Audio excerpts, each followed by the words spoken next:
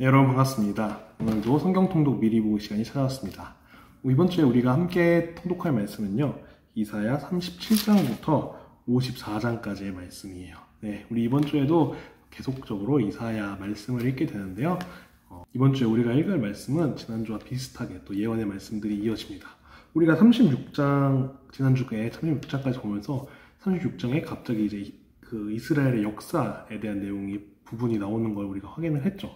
그래서 어떤 내용이 나왔냐면 랍사게란 그 이방의 장군이 히스기야가 있는 유다 땅에 쳐들어와서 하나님을 욕하는 그런 모습들을 함께 보았습니다. 그래서 37장부터 39장까지 역사 부분이 잠깐 등장합니다. 이 부분은 어떤 내용이냐면요, 우리가 지난주에 보았던 것처럼 36장에 랍사게, 그러니까 아수르 군대가 유다의 땅에 쳐들어와서 유다 왕국이 위태로운 상황에 있었지만 히스기야 왕이 열심히 하나님께 기도함으로 인해서 그 군대들을 무찌르는 장면들이 등장을 하죠. 그리고 이후에 어떻게 되나요? 히스기야 왕이 병에 걸렸다가 하나님께 기도함으로 그 수명을 연장을 받죠. 하지만 그 이후에 히스기야 왕이 조금 교만해져서 운명으로 왔던 바벨론의 왕 무르닥발라단의 신하들에게 유다 왕국의 모든 걸 보여주게 돼요. 마치 자랑하듯이. 우리는 이런 것도 있고 군대도 이만큼 있고 많은 무기들이 있다. 그래서 결국 어떻게 되나요? 그 바벨론 나라에게 결국 유다 왕국이 멸망을 하게 되죠. 그래서 그러한 내용들까지 하나님께서 그렇게 히스기야에게 말씀하시는 내용까지 이 역사가 등장을 합니다. 그래서 잠깐 39장까지 역사의 내용이 등장을 하고요. 이후에는 그렇게 해서 결국에 유다 왕국이 멸망하게 될 것을 또 예언하는 부분들이 이어집니다. 하지만 하나님께서 그렇게 멸망하시기만 두는 것이 아니었죠. 이전에도 계속 나왔지만 하나님께서는 그 유다 왕국, 이스라엘 백성들을 다시금 구원하십니다.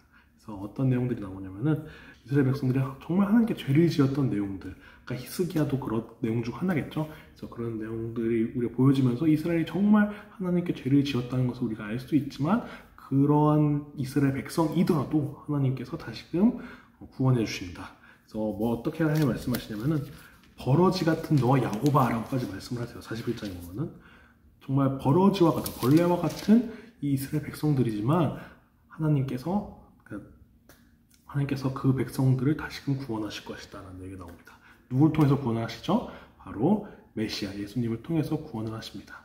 그래서 그 구원하실 것에 대한 얘기를 하시고요. 그리고 그 구원의 방법 중 하나로 또 한 인물을 언급하십니다. 바로 고레스 왕인데요.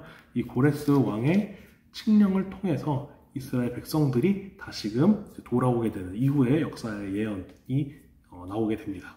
그래서 고레스라는 자를 세워서 너희가 다시금 이스라엘 땅으로 돌아올 수 있게, 그래서 성전을 건축하고 성벽을 쌓고 회복할 수 있게 하실 것이다 라는 그 내용까지도 함께 우리가 볼 수 있습니다.